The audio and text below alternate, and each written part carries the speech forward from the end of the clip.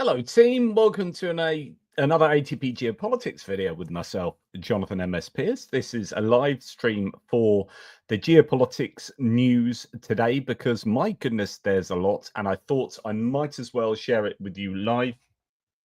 Just give myself a little bit more light.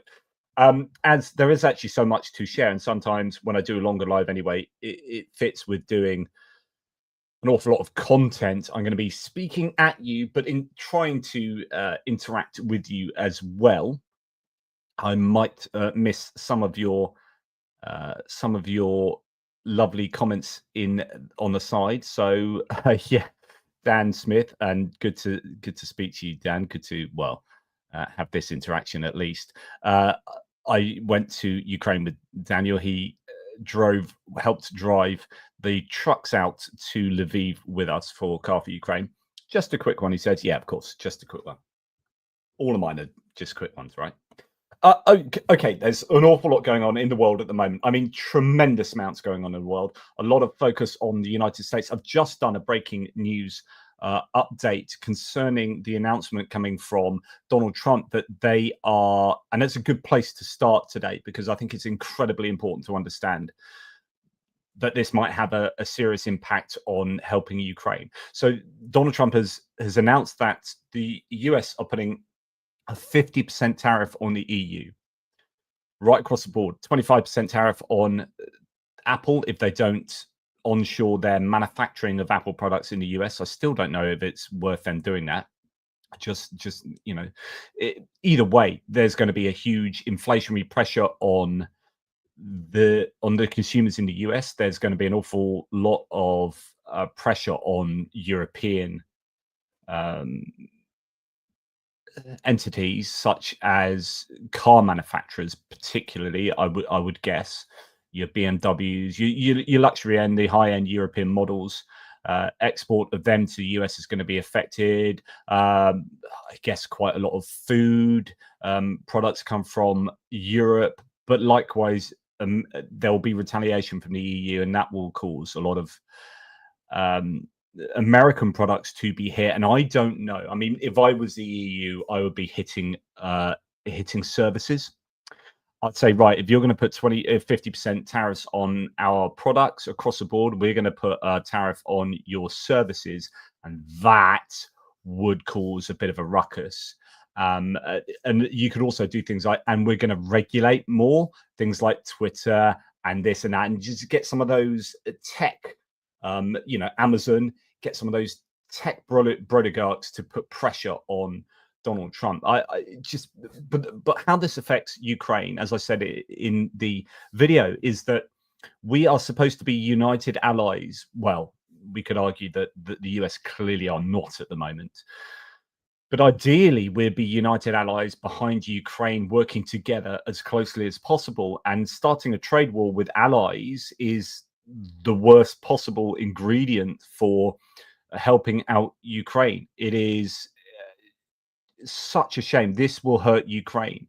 The US will not be working closely with us. I don't think there will not be the appetite for them to do that, because they will see us, as far as the administration is concerned, as the economic enemy. This is a war that Donald Trump has started with the EU. Now, he's also had a go at the UK and tried to dictate our energy policy. But the UK is outside of the EU. You might argue we're quite lucky to be so at the moment. So that's one of the Brexit benefits, I guess you could argue, certainly in the short term. But there's also an element that puts us at you could argue that we're a go-between between the EU and the US, but also that we're kind of out of it, and I don't know, we could have an uncomfortable position because the EU might want to bring the UK closer to the EU, and the US might want to bring us away from the EU, and we could become a bit of a political football. So it's nuts. And then you got stuff like Greenland happening, where it looks like the EU has done a deal with Greenland. So Greenland's done a deal with the EU rather than the United States. And that's a kick in the teeth for the US. It's just incredible what's happening at the moment.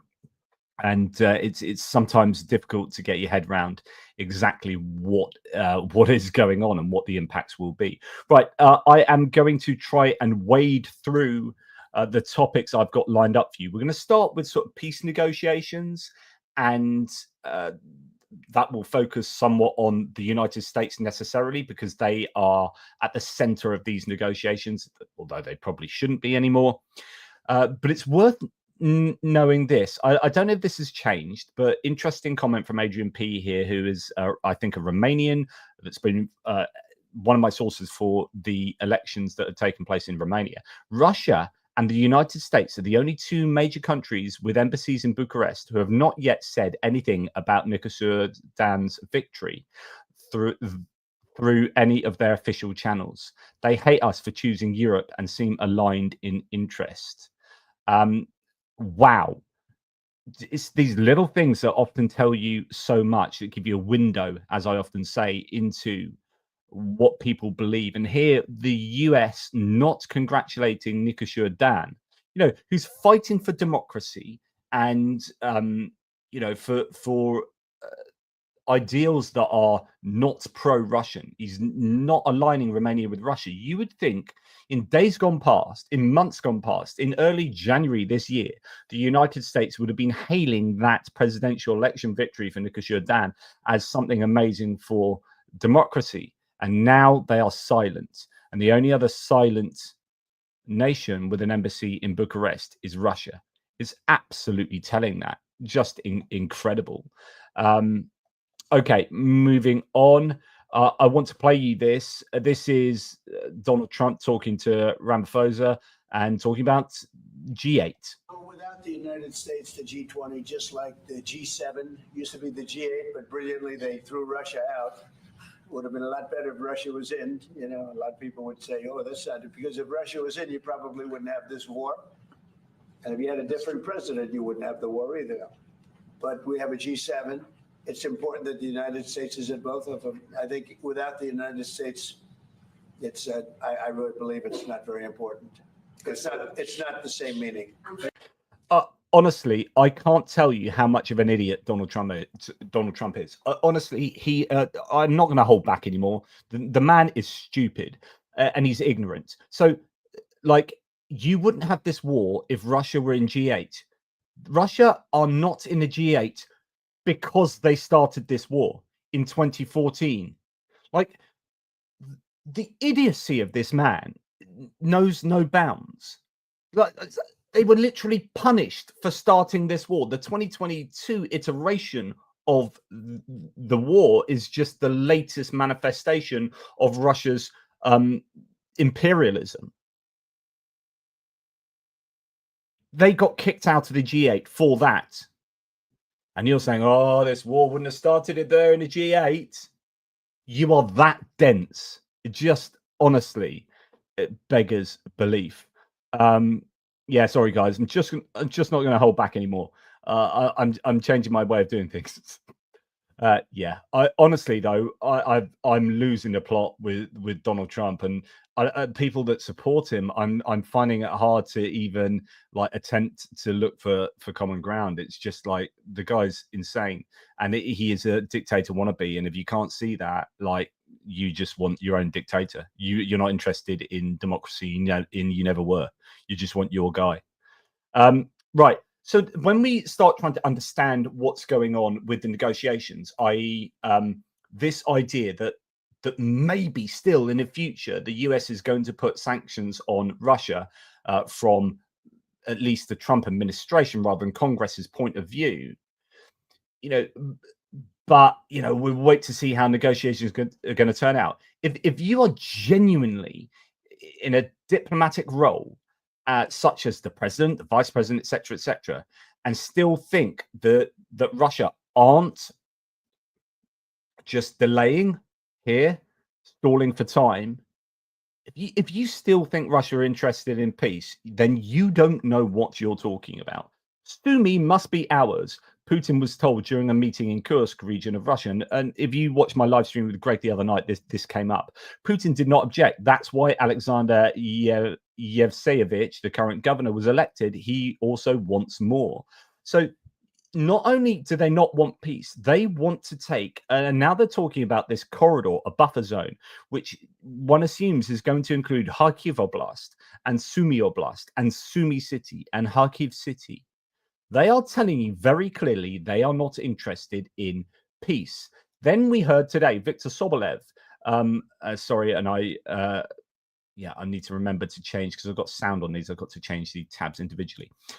Viktor Sobolev, a member of the Russian State Duma Defense Committee, said that, quote, the goal of the special military operation is to create a single allied state of Russia, Ukraine, Belarus, and restore the Russian world within its borders. Take note, Donald Trump and JD Vance. Take note, Marco Rubio, as to what is really going on here. Then we hear that, as mentioned, this buffer zone will cover Odessa as well, Dnipropetrovsk, Mykolaiv, Chernihiv, Kharkiv, Sumy regions. A buffer right around the existing front line and the northern regions and stretching over to Odessa. They are still talking about that. They're a maximalist, or certainly not minimalist, ideas as to what their objectives are for the Russians. It's incredible if you think these guys are interested in peace. We don't want this anymore. Russia rejects a ceasefire in Ukraine, says Lavrov. Russia rejects a ceasefire, and that should be what triggers sanctions from the US. But no, sanctions are not forthcoming because the US isn't actually interested in holding Russia to account for any of its illegal activities. Lavrov called the suggestion to hold the talks, and this is out today, between Russia and Ukraine in the Vatican an inelegant one. Anton Gerashenko breaks this down. Earlier, Bloomberg also reported that Russia is not keen on holding talks in the Vatican. Italy is a signatory to the International Criminal Court, which issued an arrest warrant for Putin in 2023. In principle, at least, it would be obliged to arrest him if he came to Rome. The issue, it's called the Rome Statute, right? The issue is complicated further by relations between the Roman Catholic Church and the Russian Orthodox Church, led by Patriarch Kirill, a vocal supporter of Putin and the war in Ukraine. The Russian Church opposes the Vatican's involvement in the peace talks. People with knowledge of the issue said the Kremlin expects the negotiations to resume in Istanbul. One of the sources told Bloomberg the choice of Turkey and of representatives from the aborted 2022 talks is seen as Russia signaling that it's back to square one in negotiations, a senior European official said. So, that's Russia then putting up obstacles to what Donald Trump himself had suggested. These guys are not interested in peace. Then the Wall Street Journal reports, and this is given the reporting that came out from the conversation between Trump and Putin that indicated that Trump was enamored by Putin and was fawning over him and aligning himself with Putin and kind of not interested in putting sanctions on. Trump tells European leaders in private, apparently, according to Wall Street Journal, that Putin isn't ready to end the war. So now we're getting the conflicting evidence here. But I mean, the end result is he probably realizes they're not interested in war, but doesn't want to punish them. The core belief from Trump is that, or the core desire from Trump is that he wants to do business with Russia.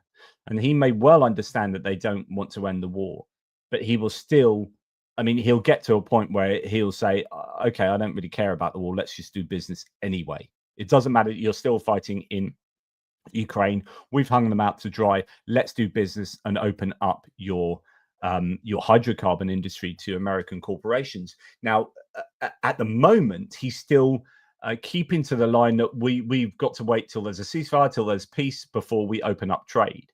But I reckon Trump will just get bored of that and say, let's open up trade now. I don't really care about Ukraine, because he doesn't care about Ukraine. He has no moral fiber, Donald Trump. Now, this is interesting. So Yevgen Istrebin has done a breakdown of the impact of the ruble, the exchange with the dollar, and how much it would need to cost per barrel, or what the price of oil per barrel for Urals oil would need to be if the ruble was at this particular rate in order for them not to make a loss. Okay.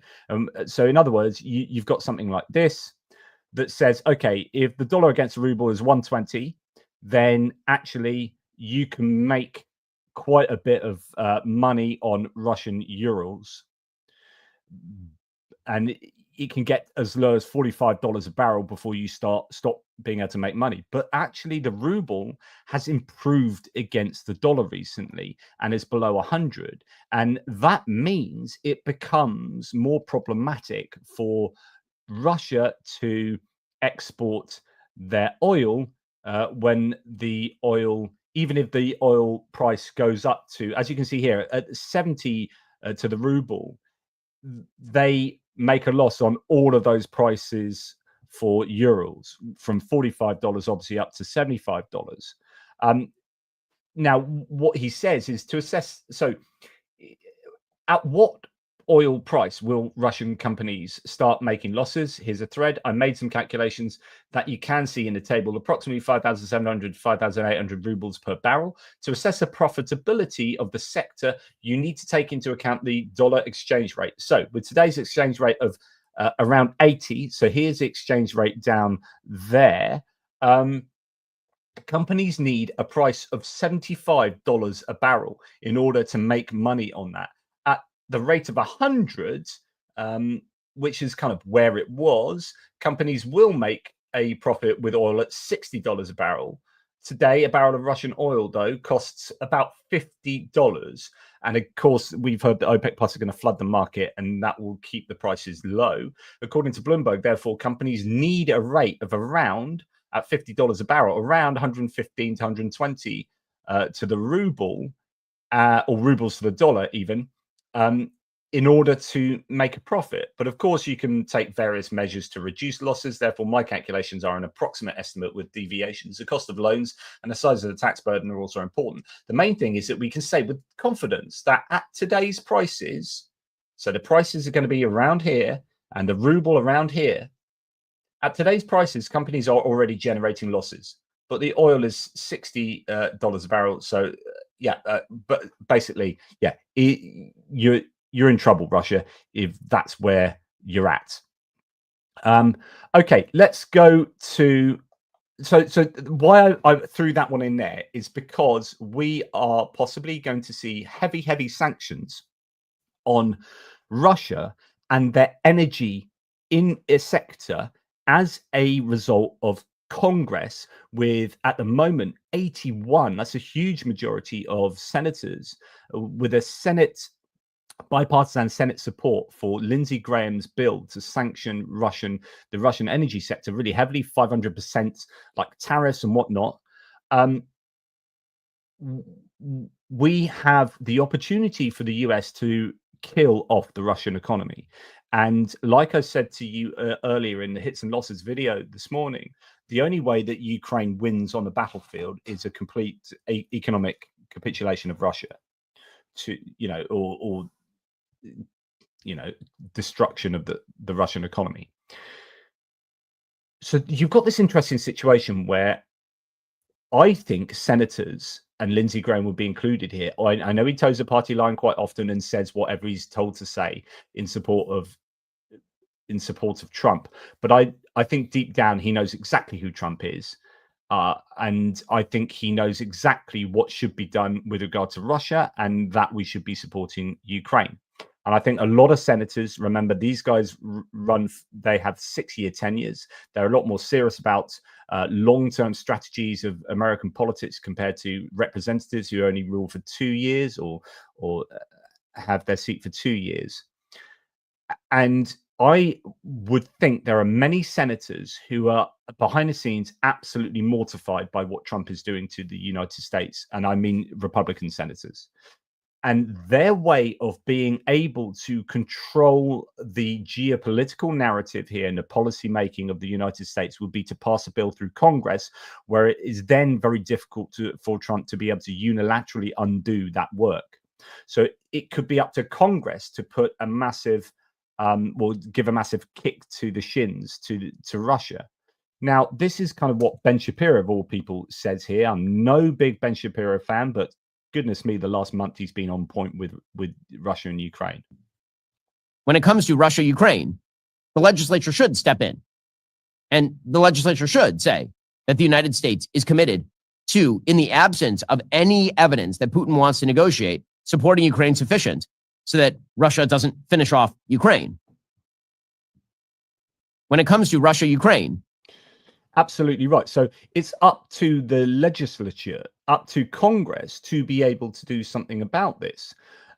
Definitely. So this is where it starts getting interesting. So Senate Majority Leader, the Republican John Thune, who's all right, this is a fairly sensible person they put in as Majority Leader to replace Senator Mitch McConnell, warns Putin no serious ceasefire proposal equals new sanctions coming.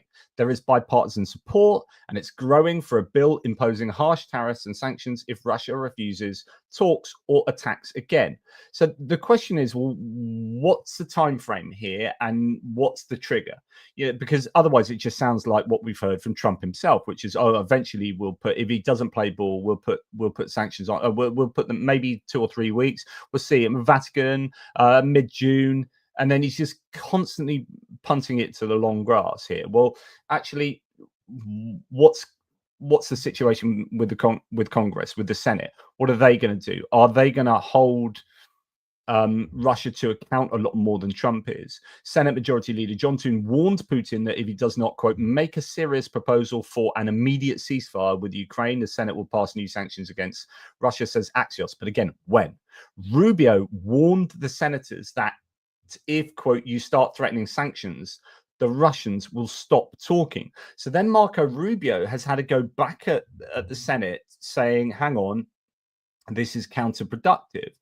So the question from Dealey here is, do you trust the Senate to pass this bill? Yes, I do. There are 81 co-sponsors at the moment. That's a really decent majority, and the senators are a lot more sensible than the House. Do I trust the House to pass the bill? They've just passed 215 to 214, one of the most egregious tax cuts for the rich bill, the reconciliation bill, that is horrendous, and they just passed that. So who knows with the lower house? But yeah, this is interesting. But it gets a bit funky here. Because New Lines magazine, I think it's Michael Weiss wrote this article. We'll dip into it in a second. So New Lines claims that one source close to the Secretary of State, i.e. Marco Rubio, who we've just heard is saying, don't threaten sanctions too much because it'll stop the Russians from negotiating. This magazine article says one source close to the Secretary of State said that Rubio wants Congress to move on the Graham bill because it's got a veto-proof majority in the Senate and it would scuttle any reset with Moscow.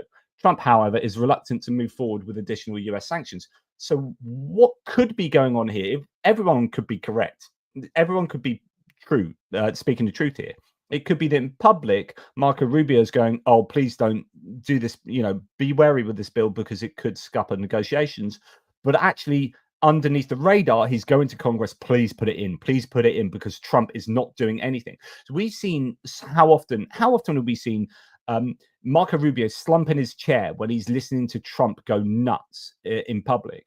We've seen Marco Rubio die inside, the look in his eyes when he has to listen to what people are saying that are so against what he previously used to say very openly against, say, Russia. And, he used to speak very firmly in favor of USAID funding, Voice of America, Radio Free Europe,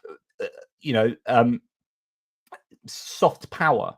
He's very big on soft power and also very big on deterring hard power from Russia from having an effect. And now he seems to be forced to do the opposite. Well, I would imagine he's going to the Senate and saying, please, please, please help me. Please pass this, because if you pass it, then it can't be overruled by Trump unilaterally, and it would scuttle this kind of reset with Moscow, this normalization of relationships, and then I don't have to keep going and fawning over Russia in public. So yeah, Interesting. Now, the magazine itself says Trump's incredible shrinking peace plan. The US president is growing weary of negotiations, given the resilience of underlying ties with Europe. That may be a good thing for Ukraine. So it's a fairly long article talking about, kind of what's happened. But it kind of ends up saying, well, there are opportunities here that could be had, and the Senate being one of them. So I don't know if it's worth reading into this. Strategic realignment of a superpower is a tricky thing to pull off in more capable hands, much less with a brain trust consisting of Koch-funded isolationists, think tank bros, and Fox News talking heads in charge of implementing it. And in matters of foreign policy, that hasn't happened. What hasn't happened is often just as revealing as what has. A useful survey by the Washington-based think tank, the Center for Strategic and International Studies, found that the US has a long way to go before it contractually satisfies all of the military aid it has promised to Ukraine. So this is the idea that there is still lots of aid going from the US to Ukraine as a result of US AI funding, which is the orders to manufacturers, American manufacturers, funded through the appropriations bill, not the Presidential Drawdown Authority, even though there's $3.8 billion left of that. Quote, much of the assistance already approved by Congress is still in the delivery pipeline and will continue arriving in Ukraine for the next several years, barring an administration decision to cancel already committed support. So it is possible for, I guess, Trump to do that, but I don't think he would try that one on, and he would be met with a lot of backlash from those big entities who are doing those deals, your Lockheed Martins and so on and so forth, RTX. To actively hurt Ukraine, Trump would not only have to end all direct arms sales and donations to Kyiv, he would have to amend the end user authorizations of these systems to prohibit their delivery by other buyers, a significant blow to the US military industrial complex. So in other words, in order for Trump to properly stop arms going from the US to Ukraine, he'd have to put in ITAR restrictions on kind of unilaterally on, say, Lockheed Martin, so they couldn't sell stuff to Germany and Germany give it to Ukraine or sell it to Ukraine. And that, again, that would be met with lots of backlash. So, yeah, it would be a significant blow to the US military industrial complex. The three people who spoke to the Wall Street Journal about Trump's thinking following the conversation with Putin all affirmed that the Europeans, quote, the Europeans don't believe the Trump administration will stop US weapons exports as long as Europe or Ukraine pays for them. Regardless of what Trump thinks he stands to gain by reopening Russia, if it's money he's after, there's far more of it to be had doing business with US allies than there is with the main adversary. Now, that's a really important point. So that article has just said, hang on, what are you doing trying to reopen trade deals and trade routes with Russia? They're a minuscule, they have a minuscule GDP. But there are several things that could be said back to that, which is, yeah, but they're huge with hydrocarbons and they have a lot of, they have a lot of purchase on Trump himself personally. I mean, he's just given a Truth Social post slagging off the UK for using renewables and that we should drill more in the North Sea, as if like he dictates our energy policy. So he's a big lover of fossil fuels. He hates renewables. He hates kind of green tech and whatnot, even though I think Obama was right in saying the US should have been like the green tech center of the world. You've got to future-proof your economy. But anyway, so I think there is that element that he's very attracted to. But also, he's now just whacking on 50% tariffs on the EU. So actually, suddenly Russia looks more attractive because there are no such tariffs on the, well, there are sanctions, right? But I could fully imagine him just putting up barriers, free trade barriers with the EU, with allies, and then opening up trade routes with enemies. I mean, that is so dystopian and Trumpian. But there you go. In 2021, as Russian troops amassed at Ukraine's borders, the US was on the cusp of receiving $30 billion in imports from Russia, the highest figure since Moscow's first invasion of Ukraine in 2014. American trade with the EU last year was valued at a close to $1 trillion.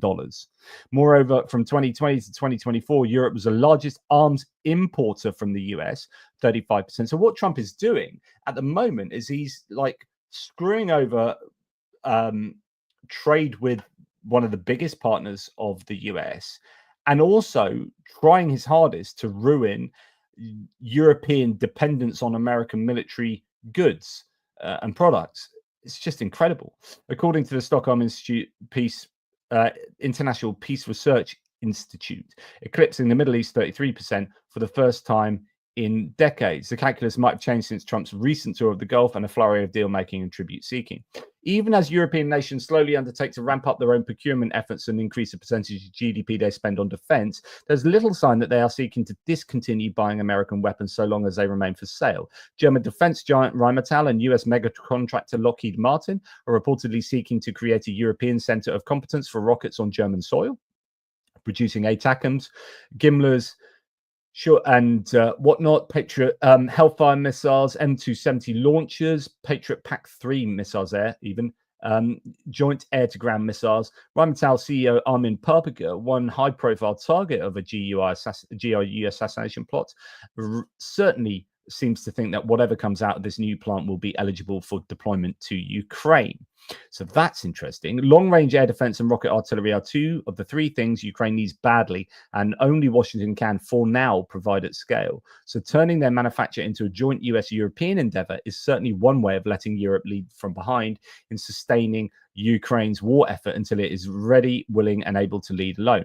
In other words, what, you know, I suppose if you are an optimist, what you might say is that if the US does step back, actually, and this is what Lockheed Martin will be thinking, Lockheed Martin and all of the American manufacturers will be going, holy freaking crap, what is Donald Trump doing in terms of PR for the American military industrial complex? He is ruining our sales going forward. He is pushing the world away from the US. The US is not seen as a reliable partner, and we are absolutely dependent upon the US being seen as a reliable partner in order for us to sell our stuff. So if we can't sell our stuff from the US, so what Trump wants to do is onshore all manufacturing to the US, right? He's putting tariffs in place to onshore that manufacturing, but he's doing stuff that makes, for example, defense manufacturers want to offshore their manufacturing. So it's so counterproductive what he's doing. He's actually sending manufacturers to Europe so that the US isn't seen as this like terrible, unreliable partner, and we can't buy things off American manufacturers. So if American manufacturers partner with European ones and manufacture in Europe, then we can still sell our stuff and still make a profit. That is what Trump has done. Trump has offshored manufacturing in the United States. It's just pretty incredible. Anyway, that's my view. I could well be wrong, but yeah, as I say, I was only wrong once. It's when I thought I made a mistake. United States has indeed succeeded in vetoing the G7 from describing Russia's invasion of Ukraine as illegal, and the further support line has also been removed from the statement agreed by finance ministers in Banff, Canada, yesterday evening. Now, that's terrible. I reported yesterday that they were trying to do that. The Americans were trying to stipulate that the G7 couldn't call the Russian invasion illegal, and they weren't going to give further support to Ukraine. That was a bone of contention, and then we heard that the statement had been signed, and I think I may have even reported to you then. I assumed that, oh, that's good. That's meant that they've come to an agreement and it's all fine, and there is going to be further support and blah blah blah. Well, according to Tim White, no, the statement doesn't include that language, which means the US has got its way in the G7. I think that's really bad news. Now, the G7 leaders have pledged to freeze Russian assets until the war ends, so that's good, in order to support Ukraine's recovery. They issued that joint statement pledging to keep Russian assets frozen until the end of the war. So that is at least something. We are hearing that a European official has said that the United States is not convinced about lowering the G7 price cap on Russian crude oil. That's incredibly frustrating, says Reuters report this, that the EU has proposed revising the cap down to the indicative level of $50 a barrel, and Ukraine has pushed for an even lower price of $30 a barrel. And remember, we've just been sort of talking about this. So at the moment, the price per barrel is capped at $60, which means, the ruble would have to be at 100 against the dollar for them to make money. Well, actually, it's lower than that. So, they are losing money, arguably, at the moment. And if the price per barrel went to $30 a barrel, of course, that will screw Russia over completely. But reducing it to $50 a barrel will be incredibly beneficial for allies. And that the US are not agreeing to this is incredible. I mean, I think it's absolutely incredible. Sorry, I wasn't even showing you the right screen there. So I was just showing you these numbers. So, you know, from $60 a barrel to 30 would be amazing. 60 to 50 means that they are going to be making a loss at virtually every conceivable or realistic ruble. Well, actually, you don't know what might happen, but you know, $50 a barrel is going to be massively beneficial for Ukraine.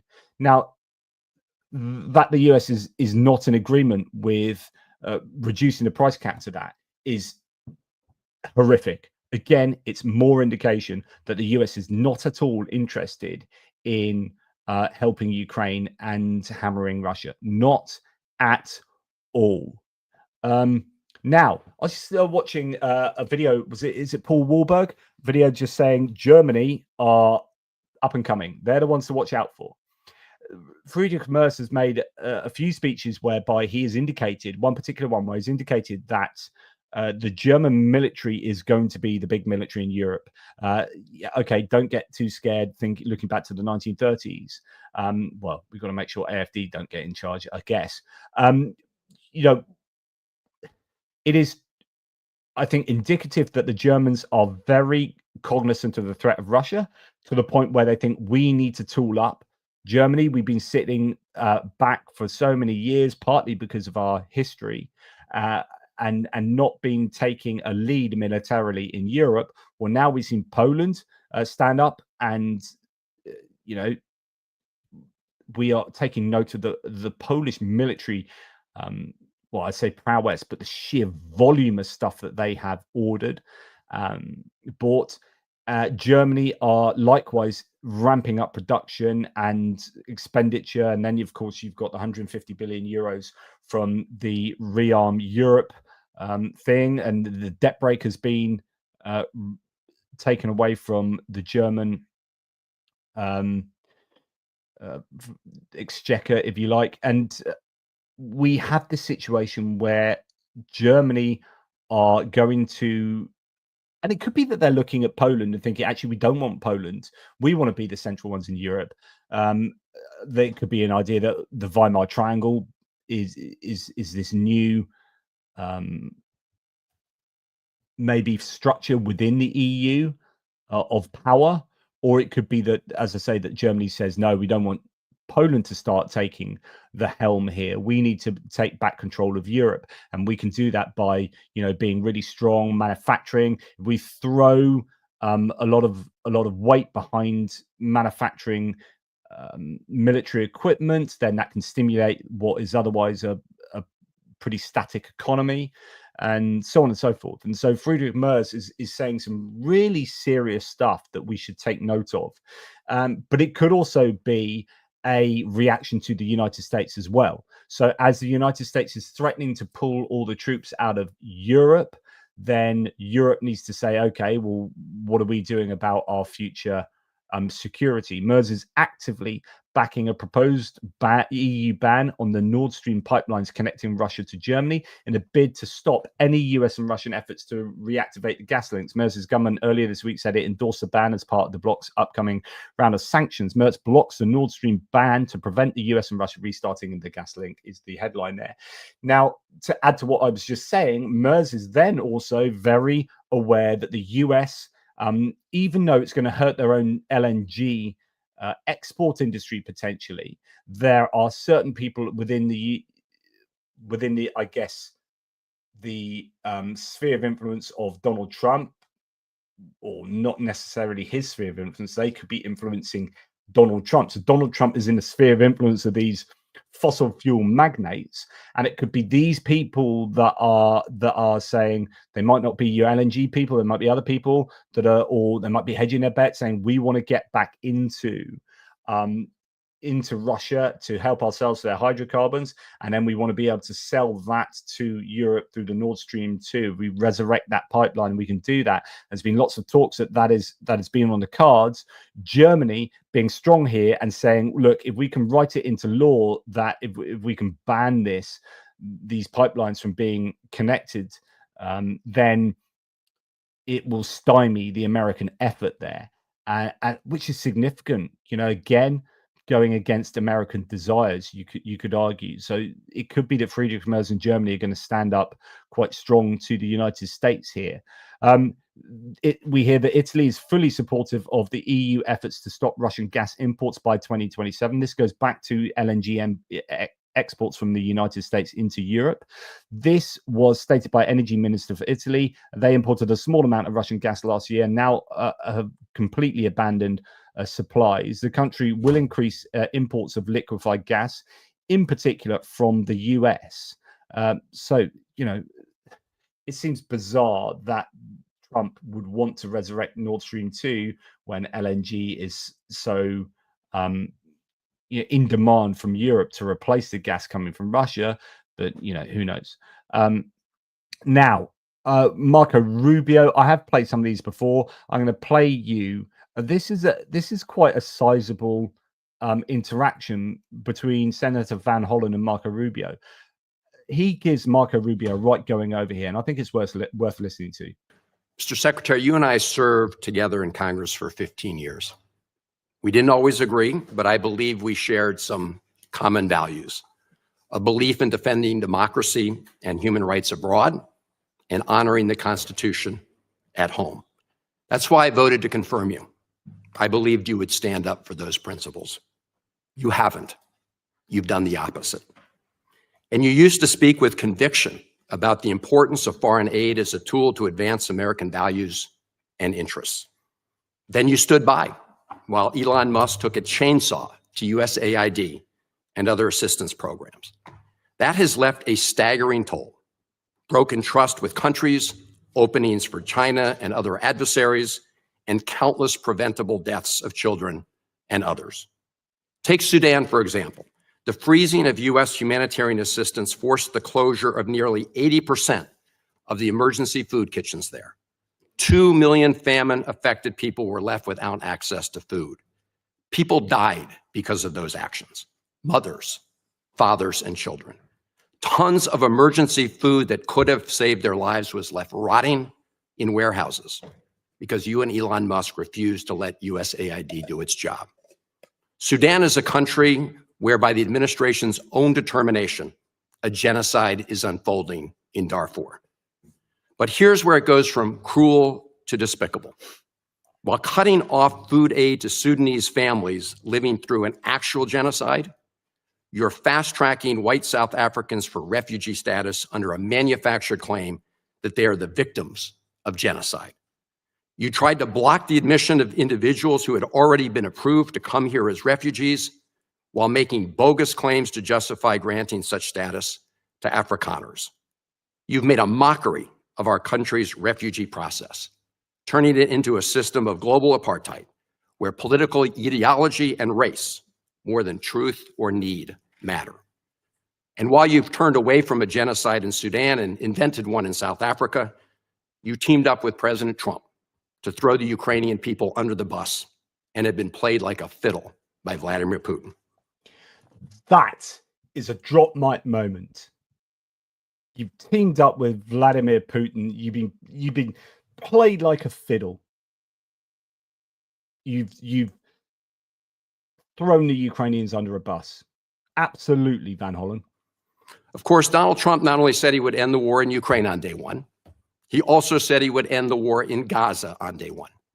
And yet last week, you were all running around to Gulf states, giving away very sensitive American AI and chips technology, but doing nothing to end the war in Gaza and get the remaining hostages returned. You know that for 78 days, the Netanyahu government did not allow a scrap of food to enter Gaza to reach over 2 million civilians. And so on and so forth. I mean, I'd love to have heard the rest of that as well. Yeah, I mean, that is a genocide taking place there too. I just want to play you a little bit more about of Marco Rubio getting his ass handed to him. This is pretty staggering from Senator Rosen. Terry Rubio, I'm going to embrace my Jewish mother instincts for a moment. So as a mother, a senator, and a fellow human being, I can tell you that I'm not even mad anymore about your complicity in this administration's destruction of U.S. global leadership. I'm simply disappointed. And I wonder if you're proud of yourself in this moment when you go home to your family, because I've always found you, Senator Rubio, Ouch. to be a bipartisan, pragmatic partner, a true believer that the U.S. is stronger when we lead with diplomacy and development. You have a strong record on this.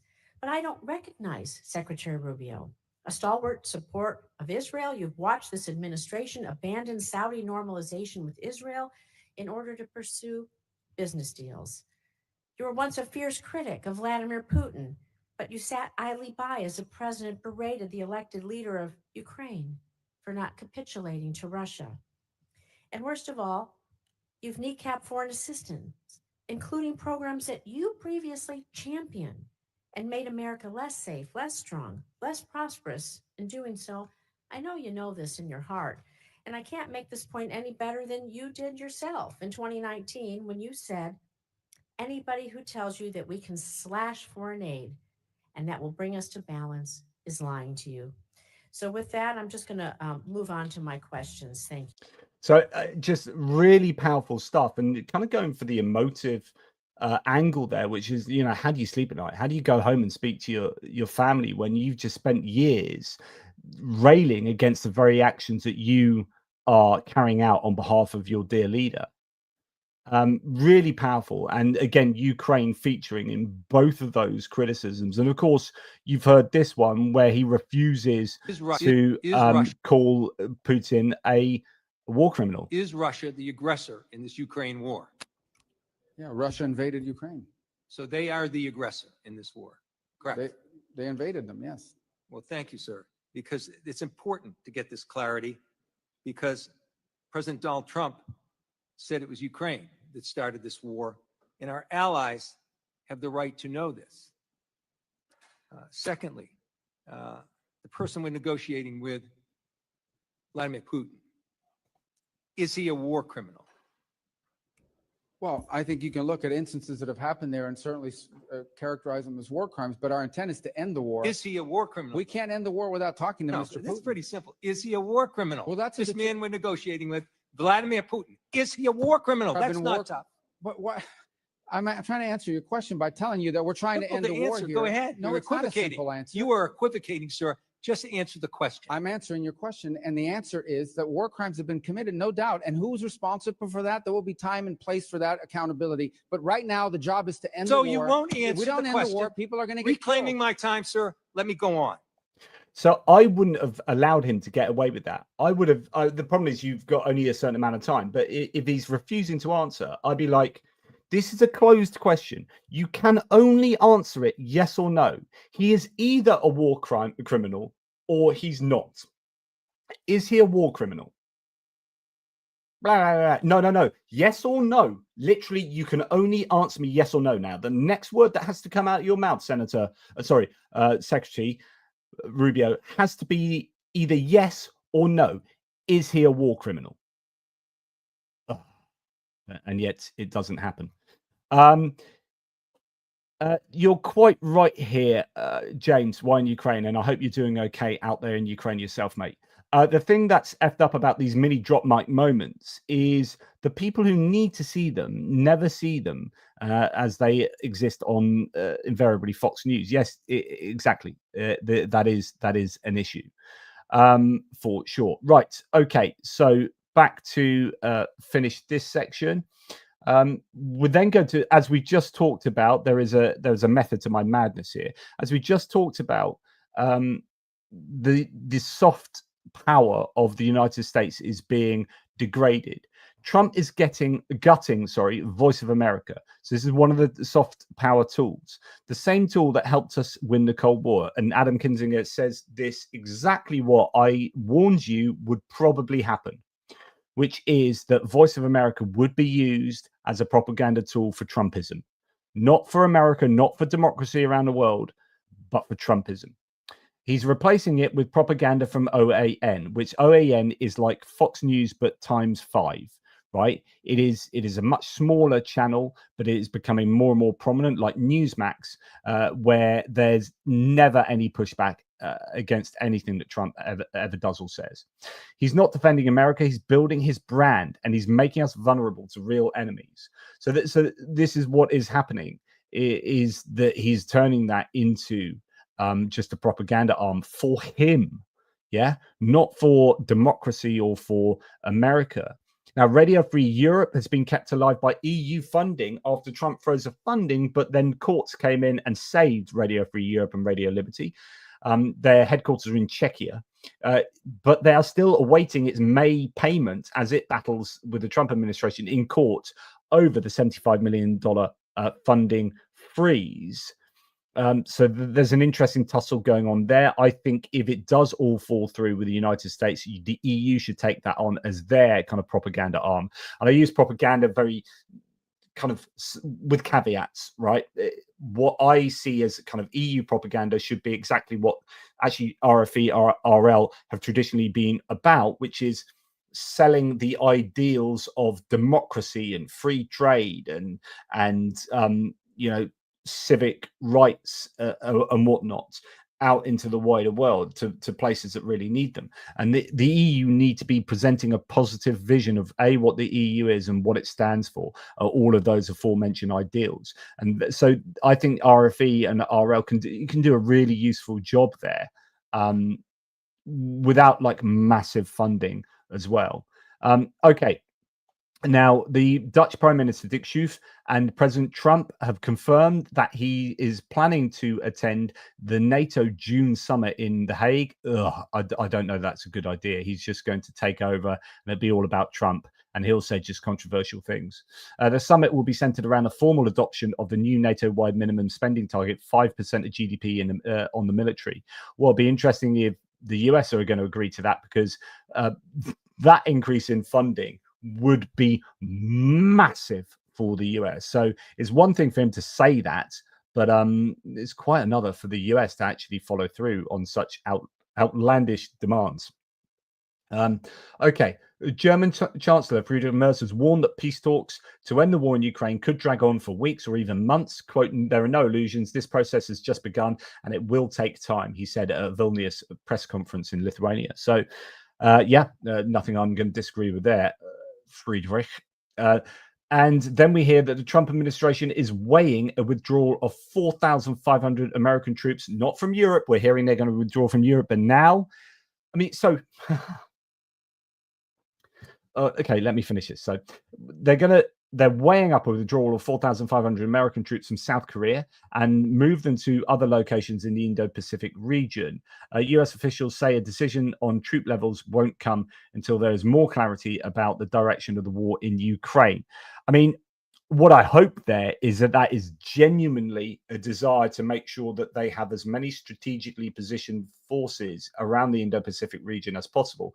What I hope it isn't is an under the radar kind of pulling out from everywhere around the world, just ceding, because they're ceding power to China and Russia in the European theater. It wouldn't surprise me if they're just going full isolationism there. But then of course you've got the Chinese hawks, the China hawks, and there are still many of those, of course, even in the Trump administration that will be very, very active there. So anyway, that's the stuff involving the US. I mean, I told you it's going to be a pretty hefty one today. Let's go and do a few thanks to go through them and see if there's any questions. Thank you, Goose, as ever. Jake Tapper has written a book called Original Sin about the cover-up of Biden's health in office. It's of less import now, but worth reading, especially with your focus on dishonesty. Times Radio just did a mini doc too. Yeah, I've been seeing some quite a bit on this, and quite a bit of pushback against Jake Tapper I liked Jake Tapper, in all honesty. So he's one of the authors. He's not the only one. I think it was co-written, wasn't it? And there's so up front, there was definitely a cover-up of Biden's mental decline. And that I don't think is at all controversial. There are some claims in it that are contested in that book, from what I can see, and some people are having a go at Jake Tapper for giving Donald Trump free reign to be far more mental and far more worrying than Biden would ever have been, given all of these claims. So yeah, Biden was an old man who was becoming more and more befuddled. Trump, I think, has cognitive issues as well, and a plethora of other issues that are far more dangerous. So yes, it's bad to cover up that. Like, if Trump didn't exist, I would be going, yeah, this is definitely bad. Covering up Biden's. I mean, what's really frustrating about that is that it arguably it invalidated. It stopped the Democrats from winning the election. So many people surmise that part of the reason Democrats lost, and obviously it's more complex than this, there are lots of reasons, but part of why they lost is because Biden hung on for too long. They didn't allow themselves to have a proper primary process to get a the proper candidate in place. It was kind of assumed to be Kamala Harris, although she did have the backing of the electors and whatnot. But the delegates, sorry. But yeah, it was a rushed campaign, and it suffered as a result of Biden holding on for too long.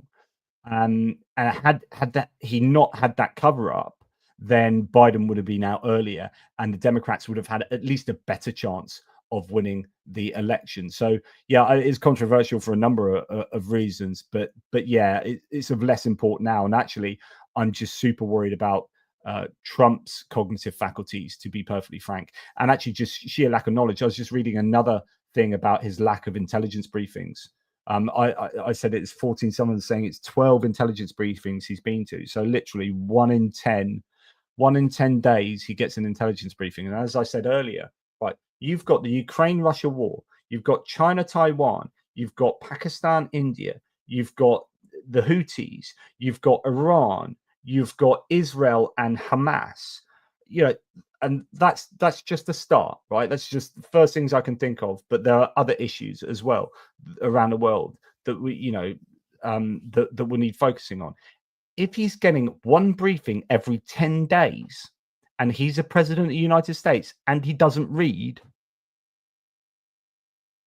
who the frick is the intelligence in the United States administration?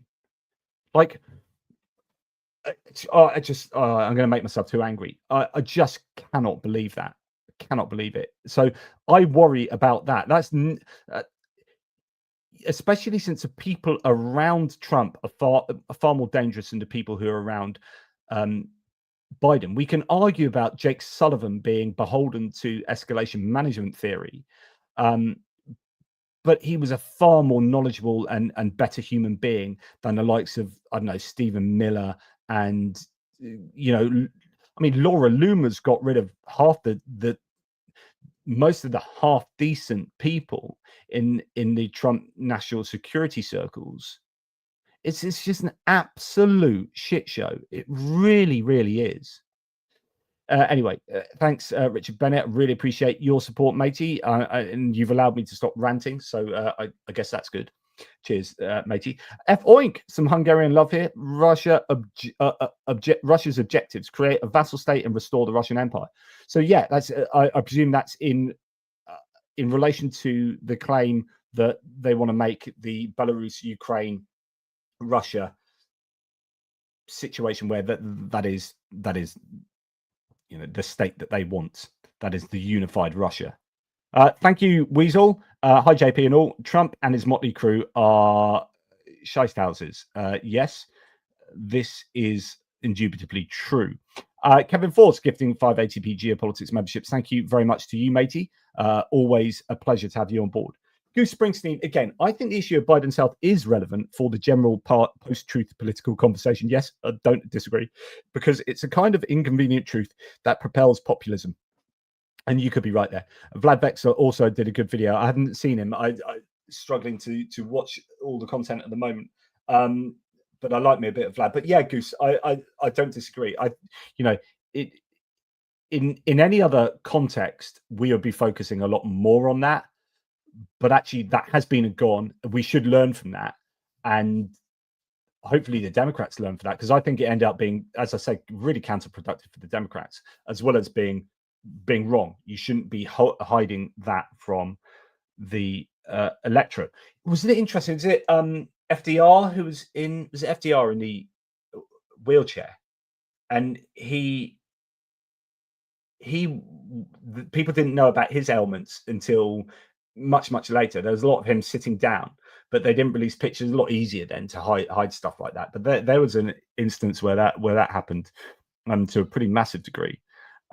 Okay. Right. Mr. Lindus, can't imagine how much more damage Trump is going to do to this term. Honestly, mate, I've got so much content I could be sharing with you now about what's going on in the United States.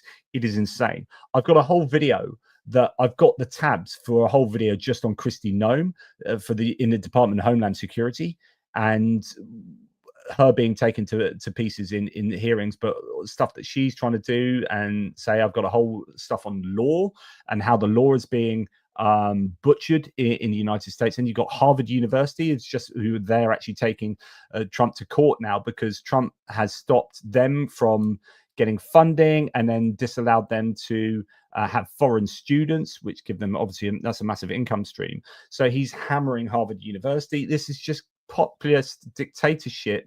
Well, this is populist autocracy 101. It's just an attack on the media, attack on the institutions of educational institutions, and the judiciary as well, the lawyers and all the judges that are passing down correct judgments are being taken to town by the Trump administration. So it's super dangerous times. Would like to see the public to organize more protests too.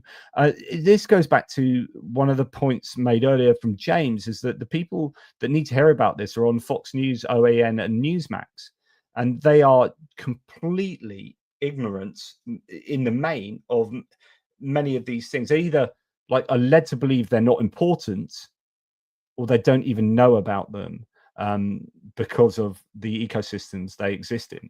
BTC Bandit, thank you very much for your support there. Really appreciate that. So Mr. Linedust, BTC Bandit, and Michael Vucha, awesome source, matey.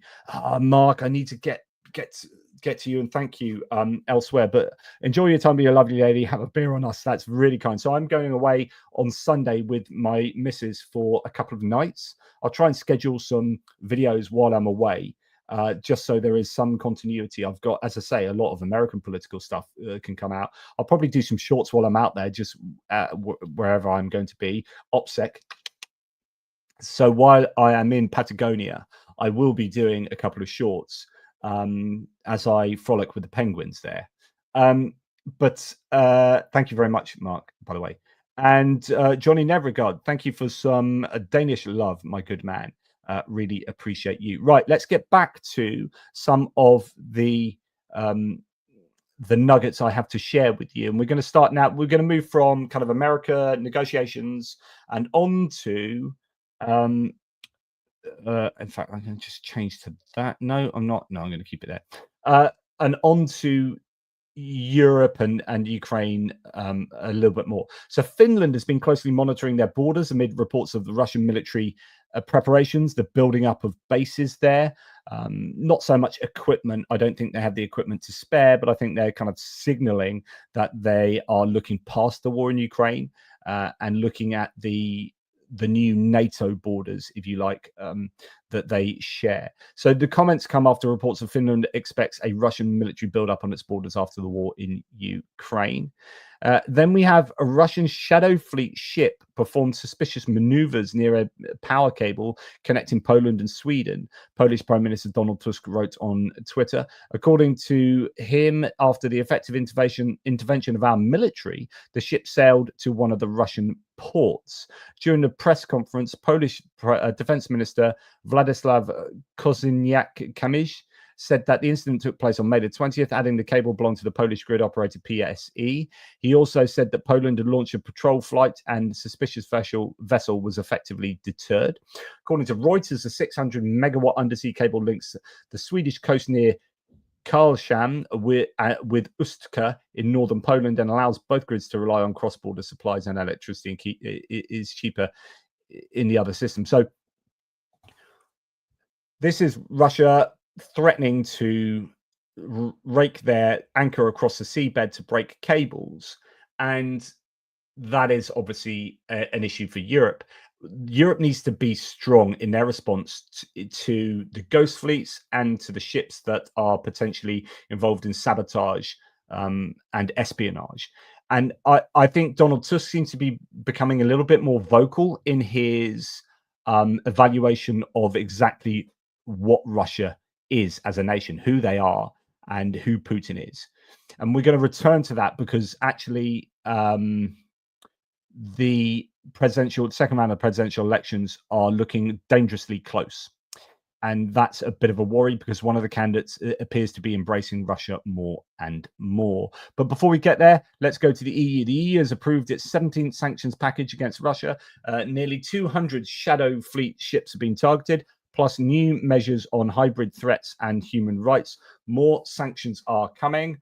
The longer Russia's war continues, the stronger our answer, says the EU High Representative Kaja Kallas. Now, I need to do something as I'm speaking to you because one of my boys has just got back from school. I've just seen him through the window, and he's just going to go and get on Siege next door. And before he does that, he needs to do some reading. So my parenting is going to be giving him an order while I'm doing a live on WhatsApp. So there you go. There, that's A1 parenting, right? Straight off the bat. Parenting by WhatsApp. It's still my working day. That's my excuse. Right. Okay. So sanctions. We've got the 17th round of sanctions from the EU. There's an 18th round that's already being prepared. That is potentially going to be the hardcore one and could well be the one that is the answer to the no ceasefire. What we were hoping would be put in place in unison with the United States. The United States appear to be under Donald Trump exceptionally governmentally weak and are not interested at all in holding Russia to account. Now, the European Parliament, says no reports, overwhelmingly voted to impose progressive tariffs on nitrogen fertilizers from Russia and Belarus starting on July the 1st, with current tariffs of 6.5%. They will remain initially. Additional duties of 40 to 45 euros per ton will be added by mid-2026. Now, what they are trying to do, and this is pretty clever, is they are trying to find a way around essentially needing unanimity of votes to put things in place. So I don't know the intricate details of how the European Parliament works, but it is clear that for certain big things like sanctions, they need unanimity. And when you have someone like Viktor Orban required to vote, that becomes a problem.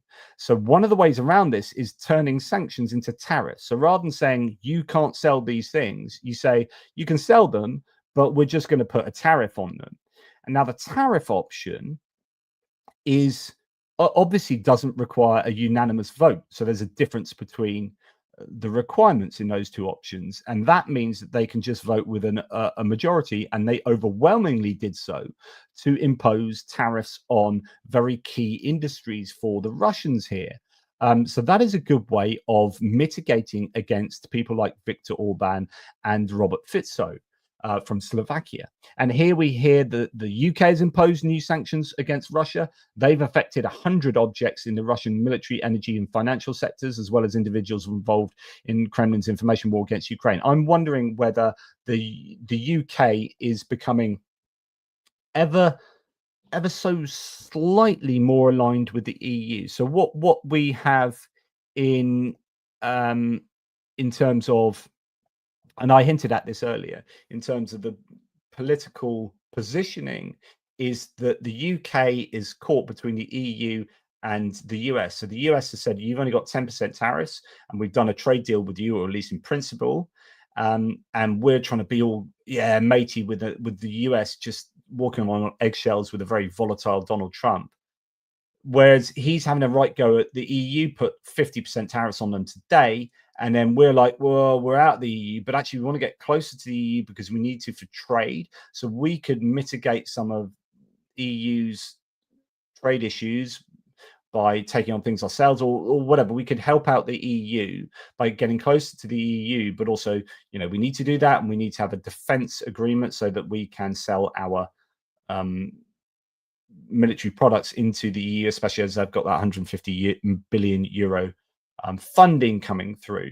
But then we don't want to annoy the US too much, but we don't also want to annoy the EU too much by siding too much with the US, because then we will ruin our relationship with the EU, and that will affect our ability to work together against Russia in supporting Ukraine. And I think, it's long been said that Keir Starmer has to make a choice. It's Trump or the EU, Trump or von der Leyen. And I think, from a ideological point of view and a moral point of view, it's very obviously Europe. Europe wins that one. There's no love for Trump in the Labour Party. David Lammy, our foreign minister, is on record absolutely slagging off Donald Trump before they got into power. There's no love lost there, but it's a very much kind of practical necessity that we don't pee off the Americans too much, or the Trump administration too much. But there are some interesting dynamics that are going to be developing in this area. Now, Kyiv Independent reports on the UK sanctions that were unveiled, accusing Moscow of delaying peace efforts as well. The new measures are in coordination with the EU's 17th package. They further target 14 more members of the Kremlin-funded social design agency. I did a whole bit on the SDA back. It was a V-squared investigative report on them. A sanctioned Russian company accused of information operations aimed at undermining democracy and the rule of law in Ukraine and abroad. That's excellent, because these guys, disinformation bastards. The package also includes 18 shadow fleet vessels, 46 financial institutions helping Russia evade sanctions, and measures to prevent Russia from reconnecting to the global economy. The UK further said it is reviewing the possibility of further lowering the $60 per barrel price cap imposed on Russian crude oil, so on and so forth. So that's good news. Now, the EU Council, speaking of Hungary, the EU Council will discuss suspending Hungary's voting rights under Article 7 on May the 27th over serious breaches of European values, including judicial independence and minority rights. This could stop Hungary from blocking aid to Ukraine and EU sanctions on Russia. So there could well be a serious outcome here. I mean, I've reported yesterday, I think it was, that 20 MEPs, members of European Parliament, had been discussing this and were putting forward ending Hungary's voting rights. But actually, 20 MEPs isn't that much in the whole grand scheme of things. But to have serious time devoted to discussing this as part of an agenda in the General Affairs Council is very, very important. Ministers will hold the 8th hearing of Hungary as part of the Article 7 procedure triggered by the European Parliament's reasoned proposal of September 2018. We'll have to see how that goes. Further to which, Max 25 reporting from, I guess, EPs at the European Parliament, Brussels is developing an alternative option for negotiating Ukraine's accession to the EU, bypassing Hungary. The idea is to make maximum use of the flexibility of EU law, where unanimity is not required.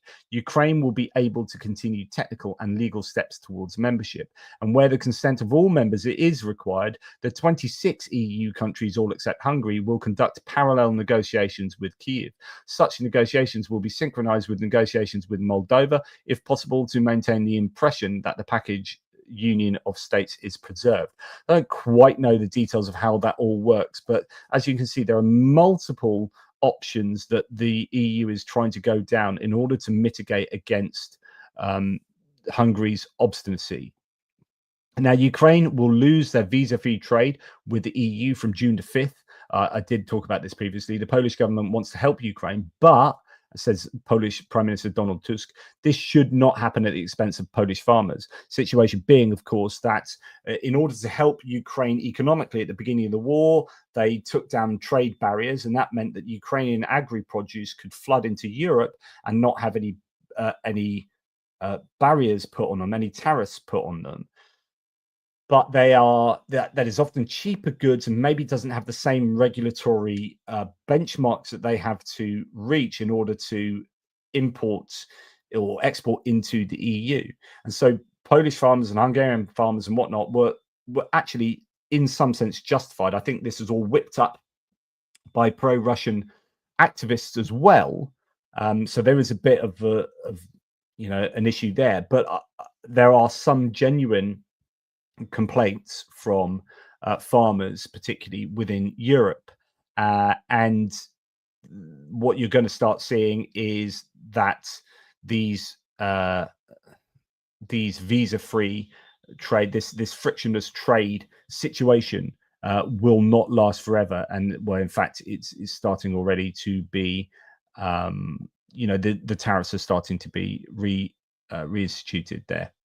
Okay, we heard the other day, or saw the other day, that the Crown Prince Haakon of Norway arrived in Ukraine, first royal visit since the first full-scale war, and first overall visit since 2008. He visited wounded Ukrainian soldiers in rehab and paid tribute to fallen defenders in Moshchun.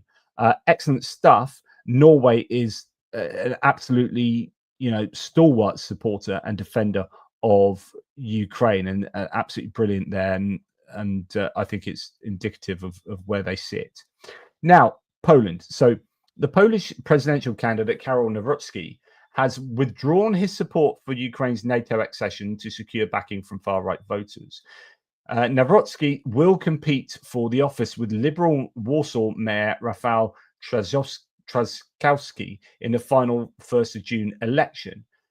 This is a real issue. So he is, I guess, now kind of formally the PIS, the Law and Justice Party, which is your right-wing party in Poland, but a party that still is very against Russia.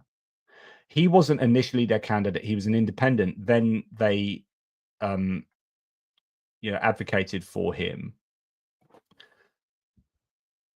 He's under pressure, it seems, from some right-wing entities, maybe the Confederation, which is your very right-wing, total EU skeptic, EU flag-burning party that we saw a guy from the other day. Their candidate, Grzegorz Braun, was seen to pull a flag out of a mayoral facility and then burn it outside a EU flag. So they are probably putting pressure on Nawrocki, and other people, and Russian influence campaigns will be afoot, no doubt, so that he has now pulled his support for NATO accession for Ukraine, and that is a real shame. So then Ukraine becomes this political football, this dividing line between the far right and everyone else. Polish presidential candidate Nawrocki says Max 25 will not allow Polish soldiers to be sent to the territory of Ukraine either, although actually that is a mainstream Polish view at the moment. Quote, the discussion about Ukraine's accession to NATO is absolutely groundless. Ukraine's accession to NATO will put the entire alliance in a state of war with Russia, which is exactly what Viktor Orban said, right? So this is the same kind of Russian propaganda that we hear. Now, this elicited quite a response from the Prime Minister Donald Tusk, who said, quote, "There's no better term than treason."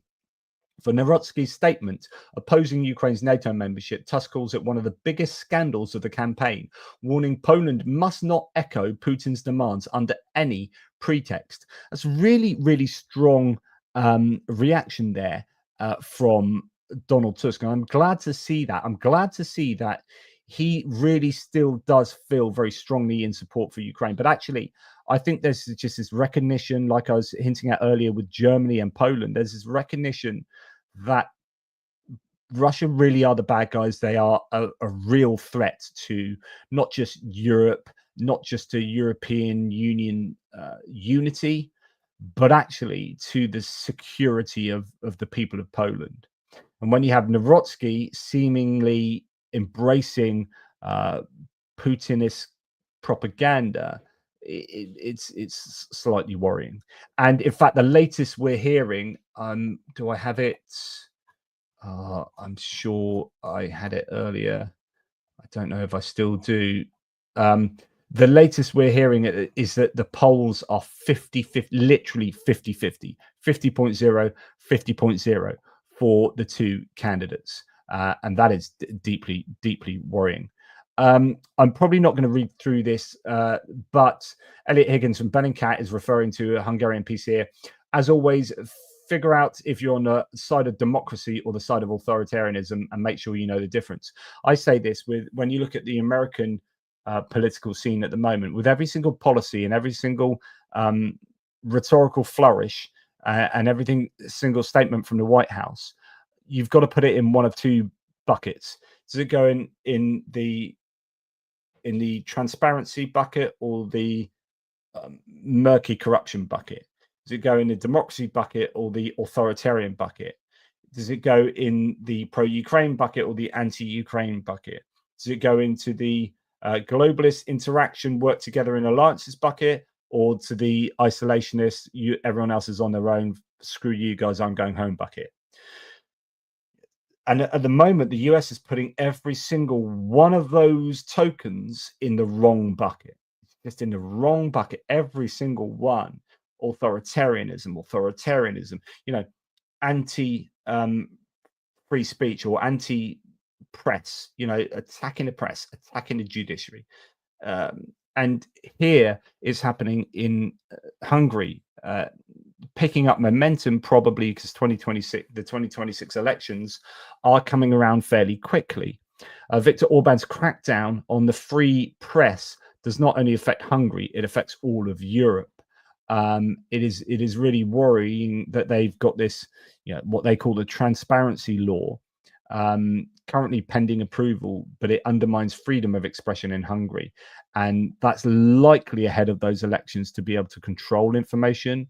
They're doing the whole thing on like foreign agents law 2.0, where it's going to be even more difficult for opposition to get funding in order to fight against Viktor Orban and his Fidesz party. Like I said before, he either accepts that he's going to be unseated or he rigs the election.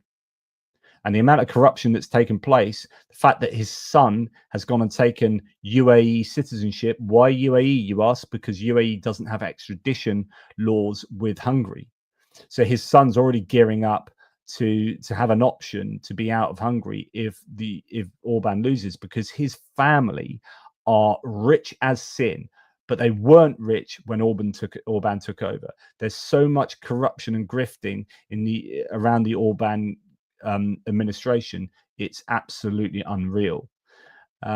Okay, on to just a few more to go through. I think we're doing all right. I want to play you this. So, like, this is not to do with Ukraine. This is to do with Gaza and Israel. But David Lammy, I'm liking quite a bit. He's all right. He's good. And this speech, this is what I want to see more of. I want to see fire in people's belly when they're talking about Ukraine, about the moral, the morally heinous things that are going on around the world. This is great. And he's having a go at Priti Patel. Priti Patel as a former Home Secretary, controversial, quite hardline Home Secretary from the Conservative Party when they were in government. That's who he's having a go at because she didn't condemn. Well, I'll leave it to him to say. Sadly, today, it seems that the Conservative Party, or at least the current front bench, is refusing to confront the appalling reality of what is happening in Gaza and what the Netanyahu government is doing. The Honourable Lady seems incapable of offering any serious criticism about the egregious actions by the Netanyahu government, unlike many honourable members on her own side. I think the whole House should be able to utterly condemn the Israeli government's denial of food to hungry children. It is wrong. It's appalling. Will she condemn it? Well, the whole House has seen. Opposing the expansion of a war that has killed thousands of children is not rewarding Hamas. Opposing the displacement of hundreds of thousands of civilians is not rewarding Hamas. On this side of the House, we are crystal clear. What is happening is morally wrong, unjustifiable, and it needs to stop. And that's why we've taken the actions we have. She knows that hostage families are deeply concerned with what is happening. They're deeply concerned with their loved ones. She knows that. She knows that we oppose the blockade on aid. Does she? It wasn't clear from her statement whether she does oppose the blockade of aid to children. And she should note, our diplomats led that call, 27 countries joining us to condemn what is happening and stand on the side of truth and history. What a shame she couldn't bring herself to do so today. There's something about that. I find it just, it's great when people actually communicate their own personal sense of morality in being indignant. And now she was trying to say, I think, yeah, I kind of do now, but that's because she was in a corner and being publicly asked to do so when she hadn't otherwise. And then it kind of comes out that well, there could be reasons that she hadn't done that. So people forget that Priti Patel was sacked by Theresa May as Prime Minister when she was the International Development Secretary for having secret meetings with Israeli officials. She was ordered back from, and I'd forgotten this, she was ordered back from an official trip in Africa and summoned to number 10 straight away. I remember that. And then, so that, then you start understanding why she might not have been joining in with condemning Israel for the activities in Gaza of late. But I just, David Lammy was good there. David Lammy was brilliant in the UN in support of Ukraine back when I played you a speech of his. So I'm starting to like him quite a bit. Now I'm going to show you this. I did a video the other day on reform, right? And I just wanted to add a few bits on reform in. I know some of you are probably big fans of reform, but they are not fans in general of, say, Ukraine. So this is Darren Grimes. As a newly reformed council, this is Durham County Council, we have taken down foreign flags and the latest iteration of the pride flag outside of Durham's County Hall. And what's that flag they've taken down? The Ukrainian flag. As someone said, just sort out the potholes, love. You're a proxy councillor, not the US president. So it's a real shame, but their Ukrainian flag goes down from there because reform don't appear to be particularly pro-Ukraine. In fact, there's quite a few pro-Russian people they've got in recently. So it begins. Reform-led Durham County Council removed references to climate change as well, and equality and inclusion. Trump-style politics has arrived.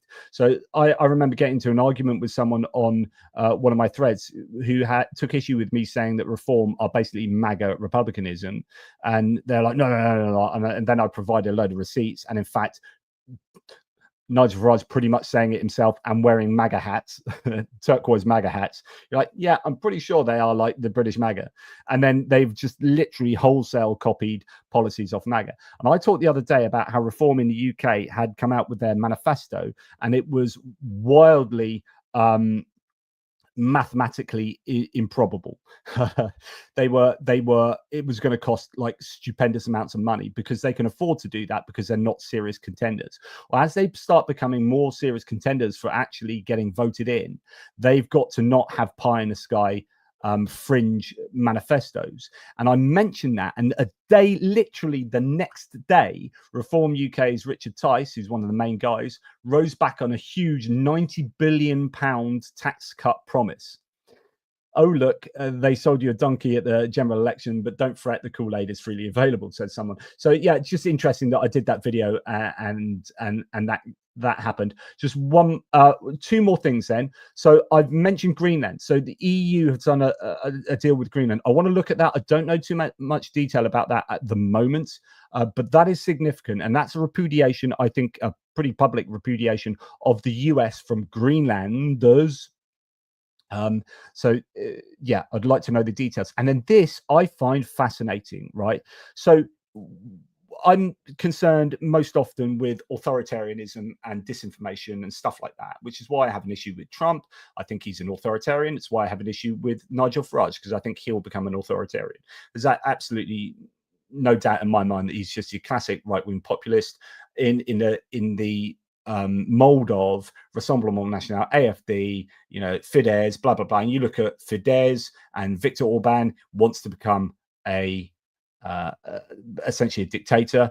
He's trying to do all these things to universities, judiciary, the press, etc., and we're seeing that now in the United States. And I have no doubt we'll see that with reform, and they're already trying to do that at council level with like getting rid of this. Oh, climate change, that's a hoax, we're going to get rid of that. Oh, equality and inclusion. Oh, accessibility for disabled people, yeah, screw that, you're on your own.